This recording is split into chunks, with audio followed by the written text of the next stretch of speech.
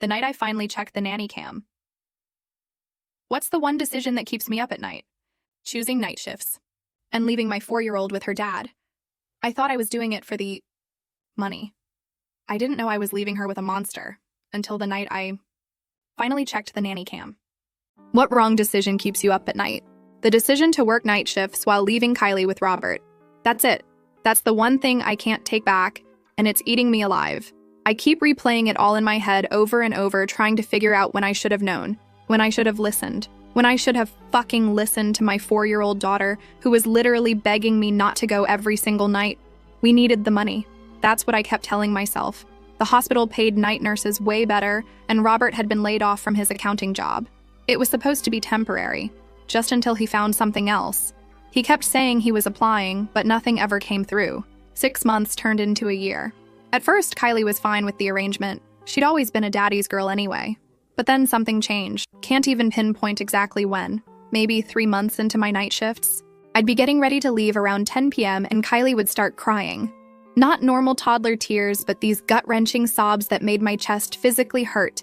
She'd cling to my legs screaming, "Mommy, don't go, don't leave me. Please don't leave me with Daddy." Robert would always say the same thing. "She's just being dramatic. She's fine as soon as you're gone. She's manipulating you. She just wants attention." And like a fucking idiot, I believed him. I convinced myself it was just separation. Anxiety, because that's what all the parenting blogs said could happen. I'd kneel down and promise Kylie I'd be home in the morning, that Daddy would take good care of her, that she was safe. She never believed me. Her little fingers would dig into my arms so hard they left marks. Her face would be this horrible shade of red from screaming. The last thing I'd see before leaving was Robert practically prying her off me, her tiny body thrashing as I closed the door. Every single night. I started dreading going to work. Would sit in my car crying for 10 minutes before driving to the hospital. My coworkers noticed how exhausted I looked. Tiffany, this other nurse on my floor, kept asking if everything was okay at home, and I'd just brush it off like, yeah, my kid's just going through a phase. But then Kylie started having accidents again, even though she'd been potty trained for over a year. She'd wake up screaming from nightmares she couldn't explain. And she started this thing where she'd hide in small spaces, under her bed, in her closet, behind the couch. I'd find her curled up in these tiny spots, just staring, not playing, just hiding. I confronted Robert about it once, asked him if anything happened during the nights that might be scaring her. He got super defensive, said I was accusing him of being a bad father, that I was the one who abandoned them every night. Turned it all around on me so fast my head spun, and I backed down because that's what I always did with Robert. Kylie started getting these bruises. Nothing major, just little ones on her arms or legs. Robert always had an explanation. She fell off the swing. She bumped into the coffee table. She was roughhousing with the neighbor's kid. I'm a nurse. I should have known better. I should have recognized the pattern, but I was so tired all the time, working 12-hour shifts, trying to be a mom during the day, trying to keep our family together. I just accepted his explanations because the alternative was too horrifying to consider. But then 3 weeks ago, Kylie started refusing to be alone with Robert at all, not just at night. If I went to the bathroom, she'd follow me. If I tried to run to the store, she'd have a complete meltdown. She started sleeping in my bed during the day while I tried to rest before work.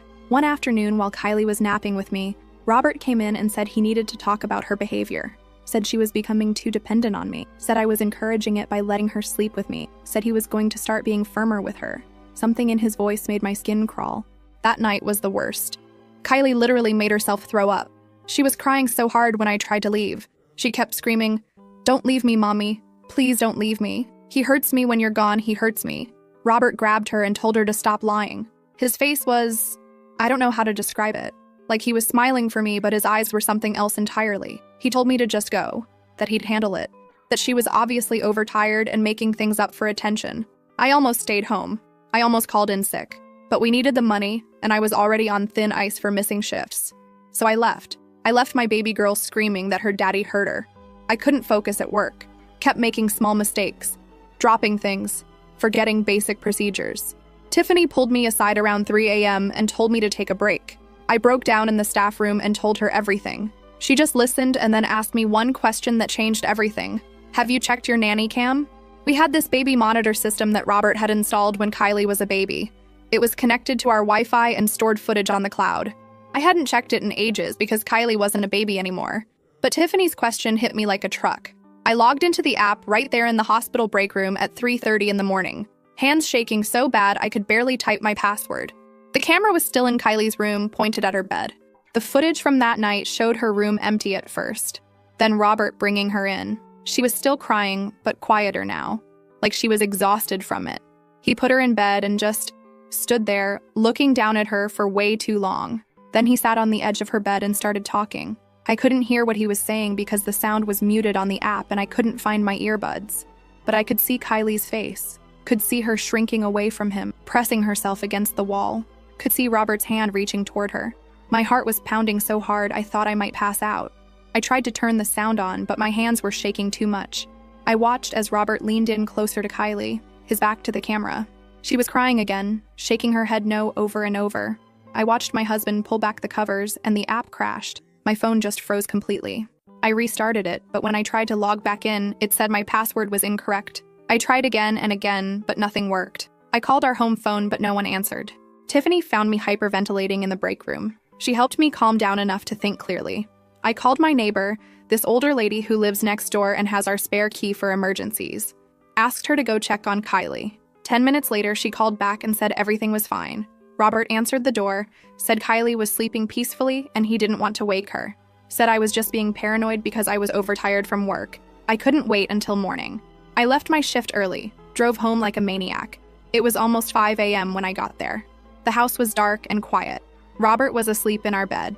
I went straight to Kylie's room. Her bed was empty. I frantically searched the house, checking all her hiding spots.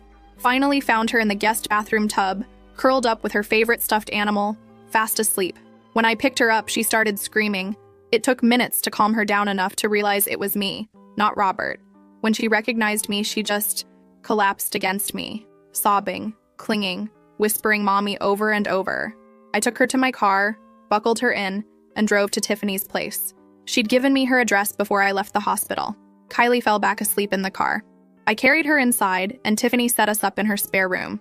I don't know what to do. Robert has been calling nonstop. Left voicemail saying he's worried sick, asking where we are, saying he's going to call the police if we don't come home, saying I've lost my mind, that I'm having some kind of breakdown, that I need help. Tiffany says I should take Kylie to the hospital to be examined, but I'm terrified. What if they find nothing? What if Robert convinces them I'm the unstable one? What if they give her back to him? What if they do find something? How do I live with the fact that I left my daughter with a monster night after night after night while she begged me not to go? Right now, Kylie is napping in Tiffany's guest room, hasn't left my side all day, flinches at loud noises, keeps asking if Daddy knows where we are. I have to decide what to do next. Go to the police? The hospital? My parents live 3 states away. We could try to go there, but Robert would know that's where we'd go. The most fucked up part is that small voice in my head still wondering if I'm overreacting, if Kylie really was just having nightmares, if Robert is right and I'm losing it from exhaustion and stress. But then I remember her face on that nanny cam, the absolute terror. No child acts like that over nothing. I need to get the footage back somehow. Need proof. Need to know exactly what he was doing to her all those nights I left her screaming for me not to go.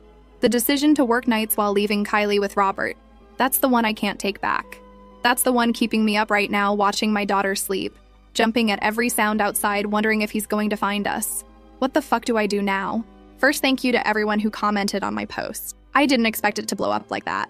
I'm sitting in Tiffany's bathroom typing this while Kylie finally sleeps. It's been 48 hours since we left the house and everything has gone from bad to worse. I decided to take Kylie to the children's hospital the morning after we stayed at Tiffany's, not the one where I work because Robert would look for us there first. Tiffany drove us to one across town. I was terrified the whole ride, kept checking the rearview mirror to see if we were being followed. Kylie wouldn't let go of my hand, kept asking if Daddy was coming to get her. The way she asked that, it wasn't like a kid missing their parent. At the hospital, I told them I was concerned about possible abuse. Had to say it in code at first because Kylie was right there. The nurse at triage got it immediately, took us back quickly. They have a special protocol for these situations. A child life specialist came and took Kylie to play while I spoke with a doctor. Dr. Kelly, she was so kind, not judgmental at all when I broke down crying trying to explain everything. Told her about the night shifts, the screaming, the hiding, the nanny cam footage I partially saw before it disappeared. She asked if Kylie had disclosed anything specific about what Robert did. I said no, just that he hurt her and gave her bad dreams. Dr. Kelly said that's actually common. Kids often don't have the words to describe what's happening to them. The hospital had to call in a special team. A social worker named Donald showed up with this gentle voice and sad eyes like he'd seen too much. There was a detective, too. They interviewed me separately while a pediatrician examined Kylie. I kept wondering if I was doing the right thing, if I was crazy, if I was ruining all our lives over what might be nothing. When the pediatrician came back, my heart stopped. She said there was no obvious physical trauma or signs of sexual abuse, but Kylie had some concerning bruising on her upper arms and back. The pattern was consistent with being grabbed roughly. There was also a small burn on her inner thigh that Kylie wouldn't explain. It wasn't the smoking gun I thought they'd find. Wasn't enough to say definitively that Robert had been hurting her, but it was something. The doctor said the bruising pattern was suspicious, especially combined with Kylie's behavior. That's when everything went sideways. Robert showed up at the hospital somehow. Don't know how he found us. Maybe he called around to all the hospitals. Maybe he tracked my phone. I don't know. But suddenly he was there in the waiting area, talking to the front desk staff, looking worried and distraught. The perfect concerned father. I was in a consultation room with Donald and the detective when a nurse came in to tell us Kylie's father had arrived and was demanding to see his daughter. My whole body went cold. Donald went out to speak with him while the detective stayed with me. I could hear Robert's voice down the hall getting louder, saying I had taken Kylie without permission, that I'd been acting erratically for weeks, that he was worried about our safety. The detective was watching me closely, asked if there was any truth to what Robert was saying, asked if I had permission to take Kylie, asked if I had been having mental health issues. I tried to explain, but everything coming out of my mouth sounded crazy even to me. Yes, I took Kylie without telling Robert. Yes, I'd been stressed and exhausted from work. Yes, I'd left my shift early without permission. Yes, Robert had always been a good father before this. Yes, Kylie had been having behavioral issues. Yes, I had no proof beyond what I'd partially seen on a nanny cam that I couldn't access anymore.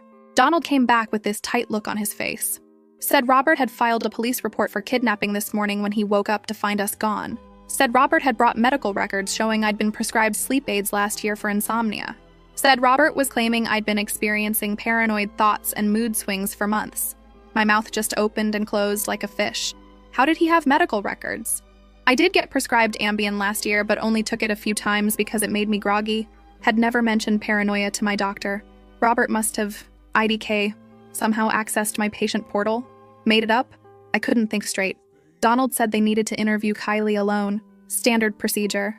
I nodded like a zombie. They wouldn't let Robert see her yet either, at least. While Kylie was being interviewed, Robert was allowed to come speak to me with Donald and the detective present. He walked in looking so normal, concerned, slightly sad but composed. I barely recognized him. This wasn't the Robert who had been standing over Kylie's bed in that nanny cam footage. He sat across from me and did this thing with his eyes like he was holding back tears. Said he was so relieved we were safe, had been worried sick. Couldn't understand why I'd taken Kylie in the middle of the night without telling him. Asked what was going on with me. I just stared at him. Couldn't find any words. The detective asked about the bruises on Kylie's arms and the burn on her thigh. Robert didn't even flinch. Said Kylie had fallen off the playground equipment at the park last week, showed them pictures on his phone of Kylie at the park from last Saturday. Said the small burn probably happened when Kylie was helping him cook breakfast. She'd accidentally touched the pan. Even had a picture of them making pancakes together from Sunday morning. His voice got all thick with emotion talking about their daddy-daughter breakfast tradition. He had an answer for everything. Perfectly reasonable.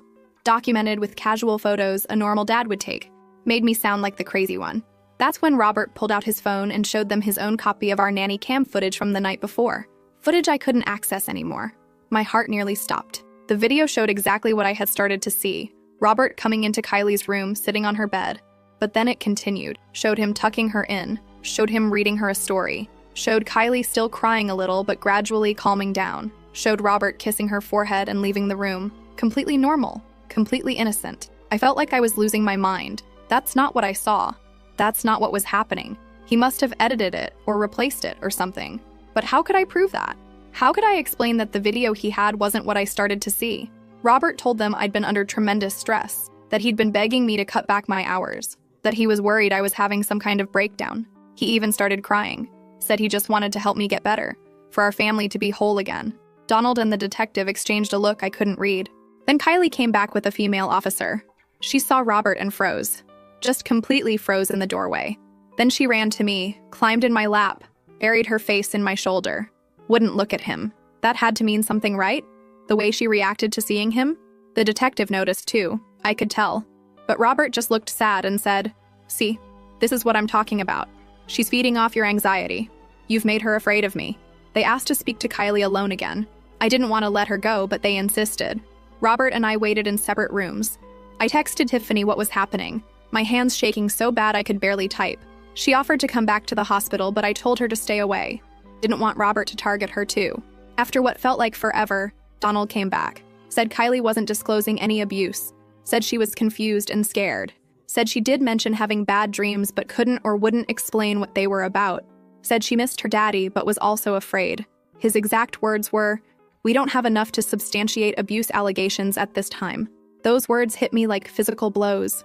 He said they couldn't prevent Robert from having contact with Kylie based on what they had. I must have made some kind of sound because Donald quickly added that they were still investigating, that they'd be making home visits, that they wanted us to attend family counseling, that they were taking it seriously.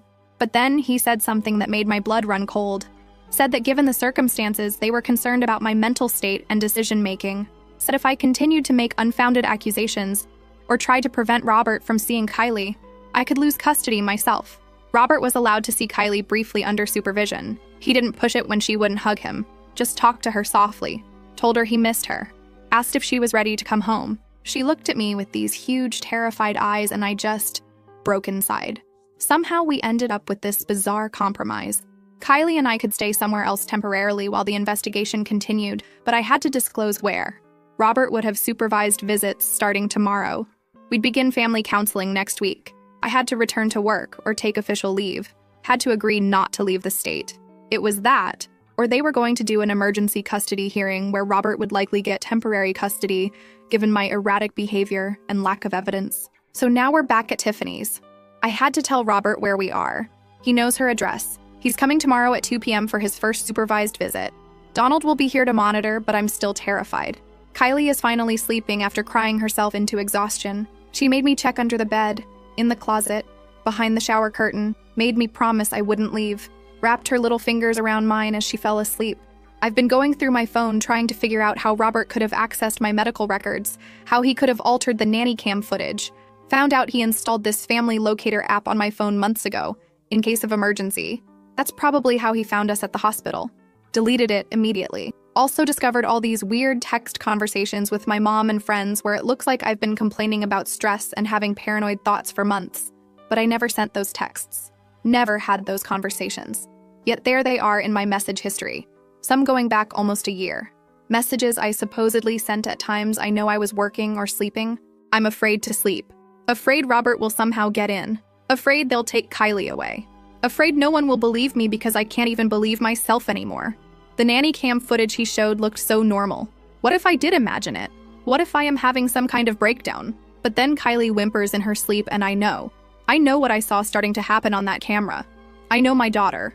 I know she's terrified of her father for a reason. Tiffany says I need a lawyer. Says this is beyond what we can handle ourselves. She has a friend who's a family attorney, going to call her tomorrow. But lawyers cost money and Robert controls our bank accounts. I have my own personal account with some savings, but not much. I checked my work email. Already have a warning for leaving my shift early. My supervisor wants to meet tomorrow to discuss recent performance issues. Issues I didn't even know existed until now. There are complaint forms dating back weeks about medication errors I never made. Patient interactions that never happened. I feel like I'm drowning. Like everything I thought was solid is actually quicksand. Like the more I struggle, the deeper I sink. The worst part is that tiny voice still whispering, maybe he's right. Maybe you are losing it. Maybe you did see something that wasn't there. But then I look at Kylie's bruises. At the small circular burn on her inner thigh that looks nothing like an accidental touch to a pan. At the way she flinches when doors close too loudly. At how she whispers, please don't make me go with daddy. I don't know what to do. Don't know who to trust. Robert has turned everything upside down so efficiently that I'm questioning my own reality. The systems that should protect us are now watching me as much as him. I'm going to try to get some sleep while Kylie is sleeping. Dreading tomorrow. Dreading the supervised visit.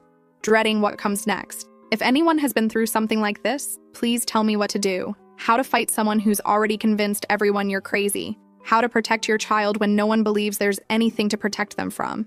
And if anyone knows how to recover deleted nanny cam footage or prove messages were sent from your phone by someone else, please tell me. That might be our only hope. It's been 4 days since my last update.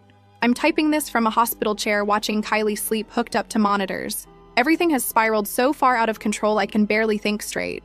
The supervised visit with Robert happened. Donald, the social worker, came to Tiffany's apartment 30 minutes early to explain the process. Said he'd be present the entire time, would intervene if necessary, but wanted to observe the natural interaction between Robert and Kylie. Said this would help establish a baseline for their relationship. Kylie had been having panic attacks all morning. Not typical tantrums, but full-on hyperventilating, unable to breathe properly. I had to rock her like a baby to calm her down. She kept saying she didn't want to see Daddy, didn't want the bad dreams. When Donald arrived, she hid under Tiffany's bed and wouldn't come out. It took 20 minutes of gentle coaxing to get her into the living room. Donald noticed, made notes on his clipboard. That had to count for something, right? A child this terrified isn't making it up. Robert arrived exactly at 2 p.m. looking like Father of the Year. Clean-shaven, brought Kylie's favorite stuffed animal she'd left at home. Had this gentle smile that made my skin crawl because I knew it wasn't real. Donald introduced himself officially and explained the rules. 2-hour visit, he would remain present. No physical discipline. Respect Kylie's boundaries. Kylie was sitting next to me on the couch, pressing herself against my side so hard it hurt. When Robert came in, she went completely still. Not crying, not speaking, just frozen, like a rabbit spotting a fox. The first hour was excruciating. Robert sitting on the floor trying to engage Kylie. Kylie refusing to leave my side. Me trying not to show how much I wanted to grab her and run. Donald observing and making notes. Robert suggested Kylie show him her temporary bedroom, said maybe they could read a story. Kylie shook her head violently. Donald intervened, said maybe they could all stay in the living room, that transitions were difficult for children in stressful situations. Then Robert did something that chilled me. He looked directly at Kylie and said, "Remember our special game? The one where you get to be the princess in the tower? I have a new story about the princess I could tell you." Kylie started trembling against me. Actual trembling, her little body vibrating with fear. She whispered, "No games. No princess games." I asked Robert what princess game he was talking about. He smiled and said it was just a bedtime story thing they did when I was at work. He'd tell stories about a princess locked in a tower who had to be very quiet, or the dragon would hear her. Donald asked Kylie if she liked the princess stories. She shook her head, still trembling. Donald made another note. Halfway through the visit, I had to use the bathroom. Didn't want to leave Kylie but couldn't hold it anymore. Told Donald I'd be right back. Kylie started panicking, clinging to me. Robert said soothingly that it was okay. Daddy was here. Nothing bad would happen. I went as fast as humanly possible. Couldn't have been gone more than 2 minutes. When I came back, Kylie was still on the couch, but something had changed. She was sitting perfectly still, back straight, hands folded in her lap, staring at the floor. Completely silent. Robert was across the room, talking casually with Donald about the weather. I rushed to Kylie, asked if she was okay. She didn't respond. Didn't even look at me. Just kept staring at the floor with this vacant expression. I touched her shoulder and she flinched so violently she nearly fell off the couch. Donald noticed immediately, came over to check on her.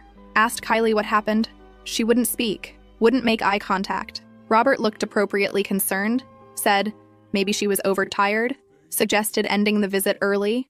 As soon as Robert left, Kylie collapsed into my arms sobbing, but she still wouldn't say what happened in those 2 minutes I was gone.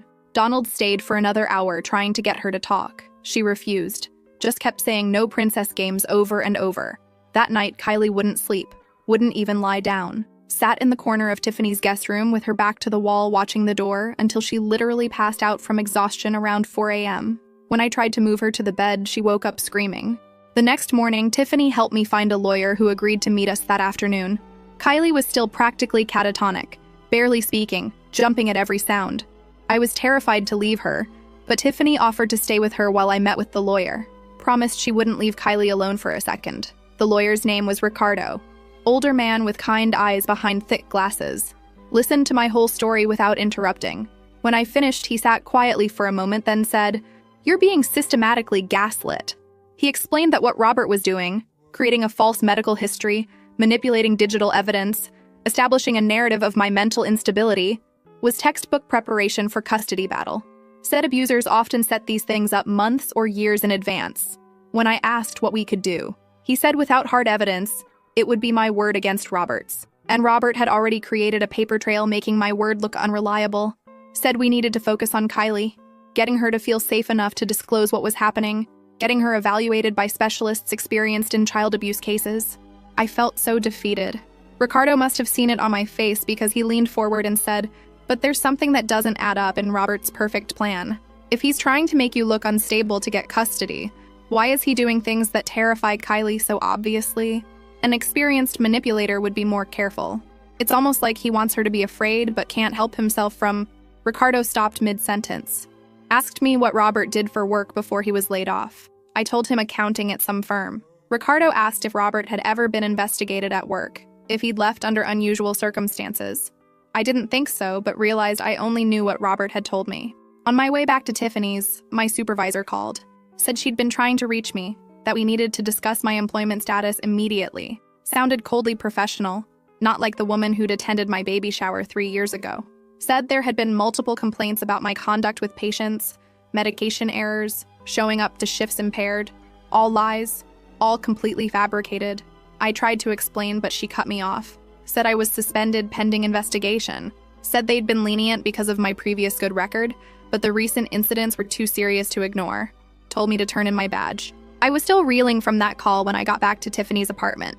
Found her sitting on the couch looking shell-shocked. Kylie was napping, finally sleeping after nearly 24 hours awake. Tiffany said something happened while I was gone. She'd been sitting with Kylie, trying to get her to eat something, when Kylie suddenly asked if the princess game was real or pretend. Tiffany, not knowing what that meant, said she didn't know about any princess game. Kylie stared at her for a long time, then whispered, "If I tell about the tower and the dragon will burn everyone up. Daddy said so." Tiffany asked what happened in the tower. Kylie shut down completely. Wouldn't speak again. Just curled into a ball on the couch until she fell asleep from exhaustion. I called Ricardo immediately. He said this was important disclosure, that we needed to document it. Suggested I take Kylie back to the children's hospital, ask for the same team if possible. Said not to prompt her or ask leading questions. Just create safe opportunities for her to talk. So I took Kylie back to the hospital. Dr. Kelly was on shift, recognized us immediately. I explained what happened during the supervised visit, what Kylie had said to Tiffany about the princess game. Dr. Kelly's expression darkened. She made some calls, assembled the same team from before. They interviewed Kylie again, this time with a child psychologist specialized in trauma. Kylie still wouldn't talk much, but did more of that princess game, tower, dragon whispers. The psychologist asked if she could draw a picture of the princess game. Kylie refused at first, then suddenly agreed. What she drew made my heart stop.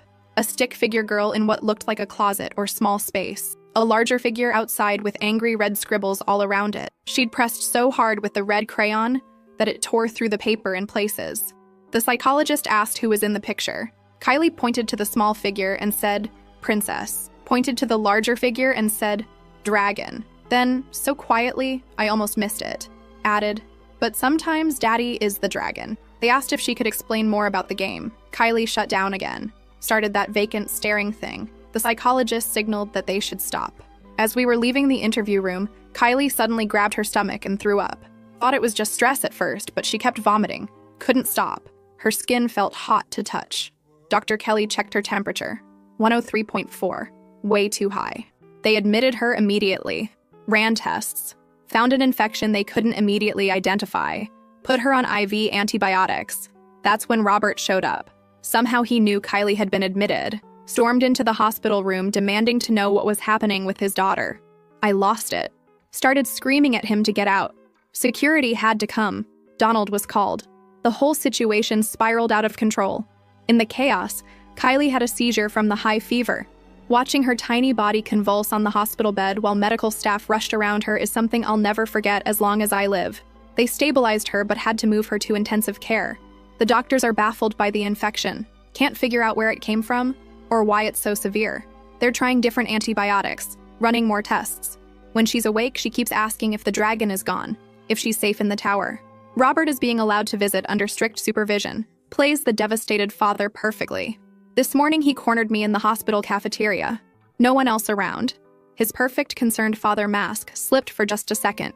He leaned in close and whispered, "You should have stayed at work like you were supposed to. Some things you're not meant to see." Ricardo is trying to get an emergency court order to prevent Robert from having any contact with Kylie. Says her disclosure about the princess game and the dragon, combined with her reaction during the supervised visit, is enough to raise serious concerns. But the court system moves slowly and Kylie needs protection now. The doctors just came in with more test results. The infection is getting worse despite antibiotics. They're bringing in specialists, talking about possible causes, asked about any medications Kylie might have been given at home, any chemicals she might have been exposed to. I don't know what Robert did to our daughter. Don't know if this infection is related or just horrible timing. Don't know if I can't even write it. Can't even think it. Kylie's fever spiked again an hour ago. She was delirious, thrashing in the hospital bed, fighting against the nurses trying to help her. Kept screaming about the dragon, about the burning, about how it hurts when Daddy makes her drink the special princess medicine. Special princess medicine. Those words sent ice through my veins. I asked the doctors to test for poisoning. They looked skeptical, but agreed to run additional toxicology screens given the circumstances. Just got the preliminary results back. They found traces of antifreeze in her system. Fucking antifreeze. My 4-year-old daughter has ethylene glycol poisoning. The doctors said if we hadn't caught it when we did, if we'd waited even another day, Robert has disappeared. Left the hospital after his last visit and no one can find him. Police are looking. Tiffany brought me clean clothes. Stayed for hours holding my hand. Ricardo is working on emergency protective orders. Donald seems shocked. Keeps saying there were no indications of this level of abuse. Like that helps anything now.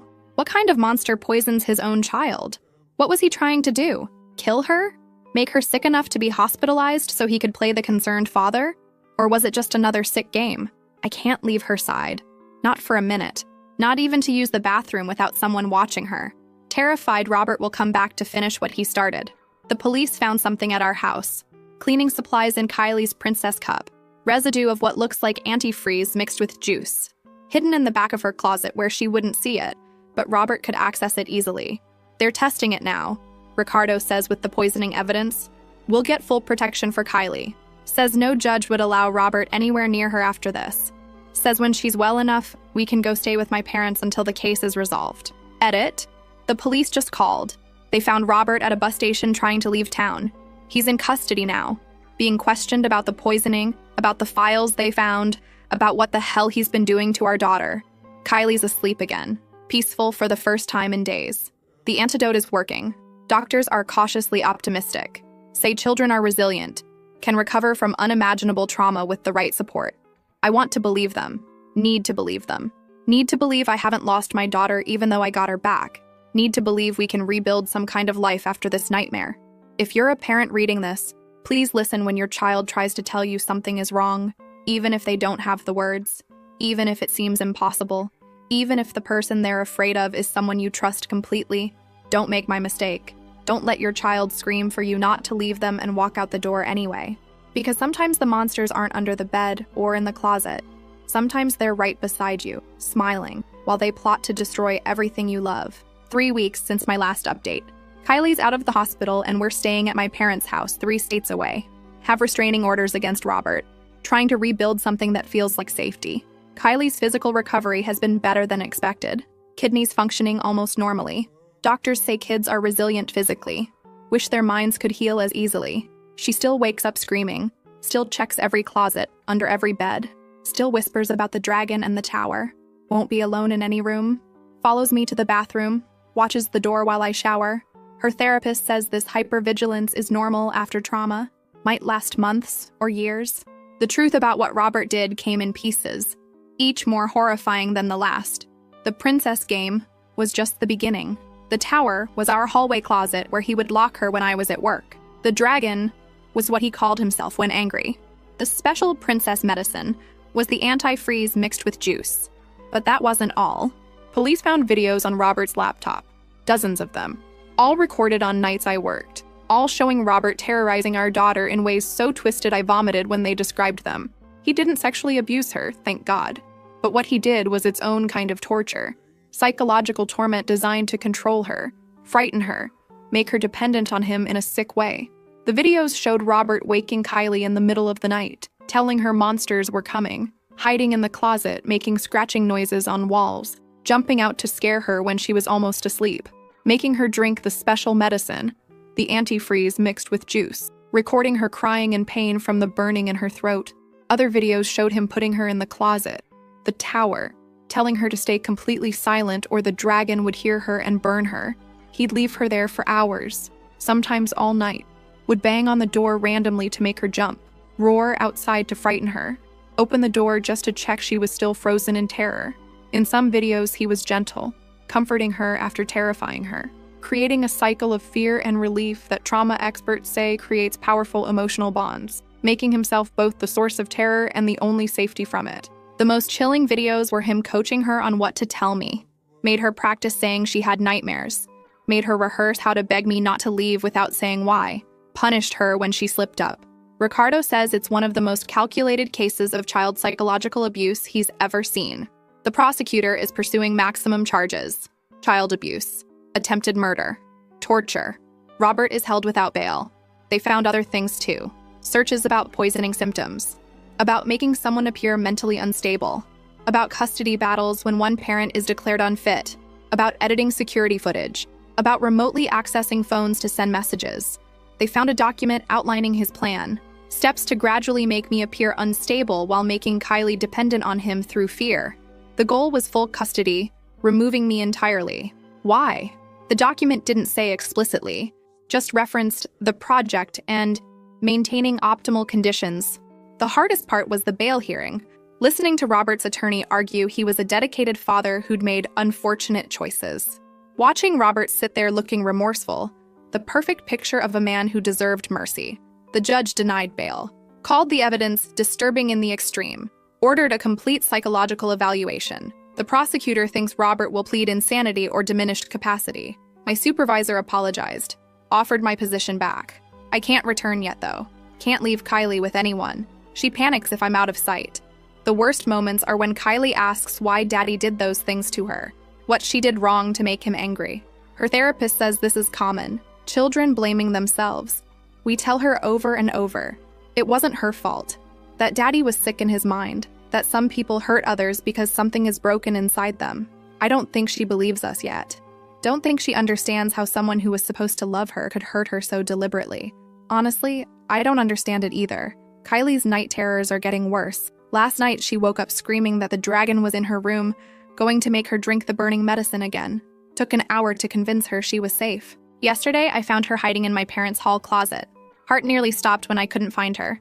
She was curled up in a ball, eyes closed, perfectly still and silent. Asked why she was hiding there. She said she was practicing being quiet for when the dragon came back. I got a letter from Robert last week, passed through his lawyer, technically not violating the restraining order. Ricardo advised me not to read it. I couldn't help myself. The letter was disturbing in its normalcy. Asked about Kylie's health, said he was concerned about her recovery, said he knew I was angry but hoped we could work things out. Not a word about the abuse, the videos, the poisoning, like it never happened. The prosecutor said this compartmentalization is common in psychopaths. The ability to separate different aspects of their behavior, to not connect actions with consequences. Said Robert likely doesn't see himself as having done anything truly wrong. I keep trying to understand how I missed it. Lived with this man for years, had a child with him, never saw what he was capable of. My therapist says abusers like Robert are experts at hiding their true nature. Says he probably didn't know what he was going to do until the opportunity presented itself. Ricardo called today. Robert accepted a plea deal. Multiple felony counts. 20 years minimum before possibility of parole. No contact with Kylie or me ever again. Avoids a trial that would have forced Kylie to testify. Should feel relieved but mostly feel numb. 20 years isn't enough for what he did. Yesterday, Kylie played with another child for the first time since everything happened. My cousin's daughter, who's about the same age. They colored together, built a fort with blankets. But she's also starting to play again, to imagine again, to trust in small ways that the world can be safe, that closets are just closets, that medicine helps instead of hurts, that bedtime stories don't have to be about princesses trapped in towers. Last night before bed, Kylie asked if she could tell me a story instead of me reading to her. Said it was about a little girl and her mommy who escaped from a bad place and found a good place. Said they had to be very brave, but they did it together. Said the bad place was far away now and couldn't find them anymore. I listened, heart in my throat, as my daughter created a narrative where she had agency, where we escaped together, where safety was possible. When she finished, she looked at me very seriously and said, "That's us, right, Mommy? We got away from the bad place?" "Yes, baby," I told her. "We got away. We're safe now. The bad place can't find us anymore." She nodded, satisfied, and closed her eyes, fell asleep holding my hand, didn't wake screaming for the first time in months.